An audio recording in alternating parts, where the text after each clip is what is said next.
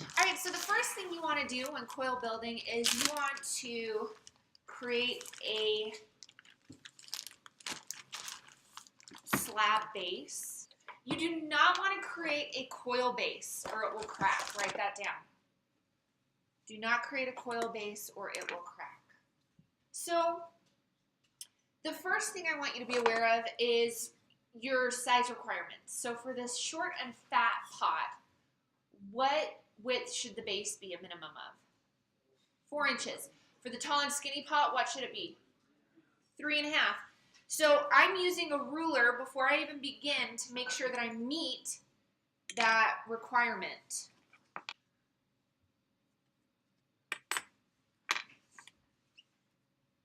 And I actually want to create kind of like an oval. Is that okay if it's not 4 inches all the way around? Yeah, as long as it's 4 inches in any one direction.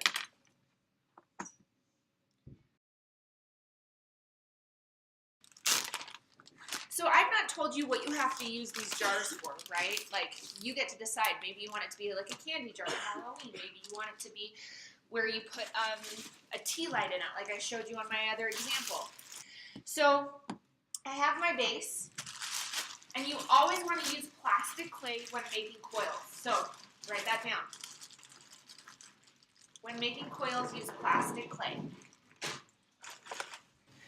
All right, so when making a coil, you squeeze it into a coil shape, and it's much easier if you do a series of smaller coils than if you try to do one large one.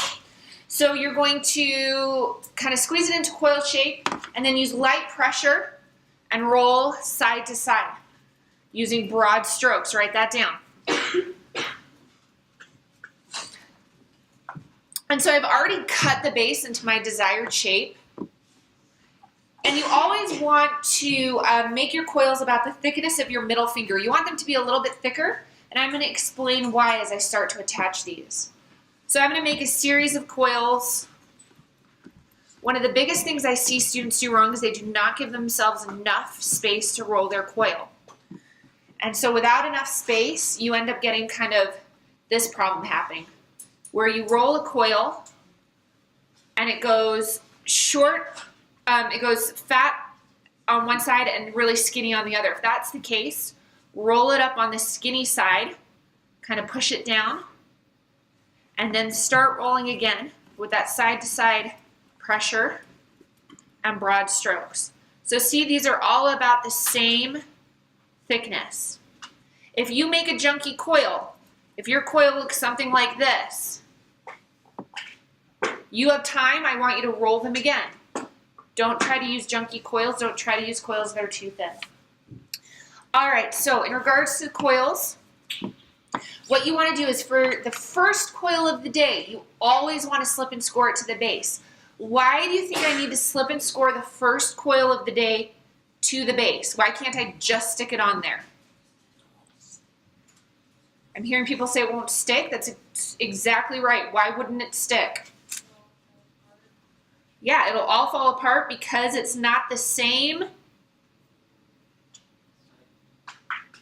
not necessarily the same type. What would happen if you start this today, even though you put it in your bag, it's going to dry out a little by Tuesday, it's not going to be the same consistency, exactly.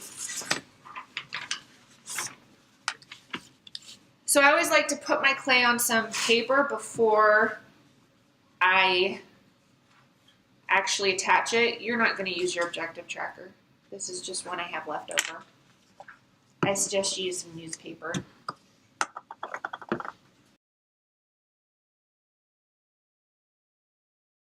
So if you haven't written down already, make sure to write down always score and slip the first coil of the day to the pot. And then coils should be about 1/2 inch thick. So if you look at this, if I actually measured it, that is 1/2 inch thick. That seems kind of big. It's about the thickness of your middle finger, but you will actually need that clay to blend. Now, when I attach my first coil, I always like to taper the end so that I don't get any gaps. So as I place this down, and you might want to add that note to yourself somewhere, taper the end of your first coil. Because you see, as I attach this over the top, It sits directly on top. There's really no gap. If I didn't do that, there'd be a little hole. Now I have this first coil on. I need to blend it. With this excess clay, I pull, using my thumb, the clay down. Now this first coil is kind of tricky because that slip makes it very slippery. So you're going to find that you kind of slip around on here. So just carefully kind of blend that coil down. Now you can see all my little thumbprints. I'm not even going to worry about that until it's a little more leather hard and I can blend all of that out. But you see how I'm literally pulling this clay down? Do you see how that's now got thinner? My walls are now thinner. If I started off with a very thin coil, you're taking it to like Rainbow Mario level again. Like you're taking it to where you're going to fail easily because you have paper thin walls. Now, I'm ready to attach my next coil. I like to just cut off the end. I cut off the end of my new coil. Why do you think I cut these both off? Yeah, they fit exactly. Now, because these are both plastic, guess what? I don't need to slip and score them because they're both the same consistency. And if I want my pot to get larger, if I place the coil slightly on the outside, it's going to start to come out wider. If I want my pot to get narrower, like I have a student that's wanting to make their tall, skinny monster pot like a one-flower vase. So they're starting wide and they're getting skinnier, skinnier, skinnier, skinnier till finally the opening is just very narrow. So you can do that. I want to make this a little bit wider if I'm making it for 3 Snickers. You want to make sure that you're either using the following tools when blending. You're either using the curved edge of a wood modeling tool, your finger, or you can even use a paddle, and the paddles are located in the tub that says paddles. With a paddle, what's kind of cool is if you kind of tap downwards, you get that blending happen. I like to use the paddle closer to the end. My favorite is my thumb, but you might find that another tool works great for you. So make sure you've written that down. Use the wood modeling tool to blend coils together. Please also add your thumb or the paddle. And you only ever want to blend one coil at a time, and you only are required to blend the outside. If you want to blend the inside, you can.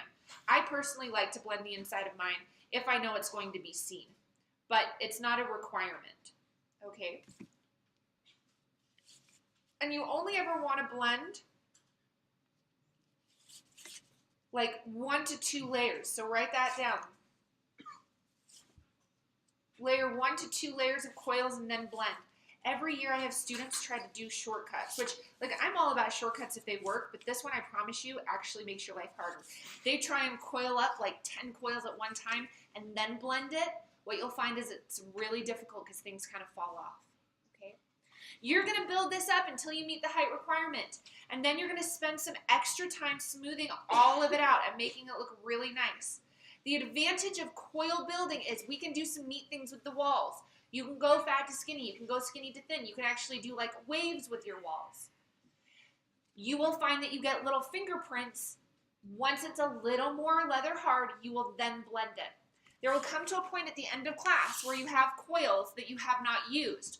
What I recommend, if you really do want to save them, is at the end of class, wrap your pot in damp paper towel.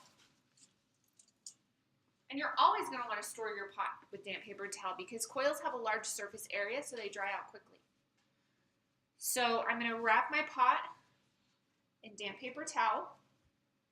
And then you can just coil your coils kind of inside the pot. You can even sort of snake them up like this. That's fine. As long as they stay plastic, you'll be able to uncoil them. And then you just sort of place the damp paper towel over them. You need to make sure to wrap it up in plastic with your initials and period on it and put it on your name tag. Are there any questions related to the coil build? If you have fake nails on, you're going to find this very challenging. So I would recommend that you take those nails off or cut them down just for this next 8 class periods. I want to show you something cool. As you go to store your project, if you actually kind of push all the air out and then twist the bag, you can actually have it hold itself closed. So that's how I want you to store it. Once you've wrapped it in damp paper towel, store it like this.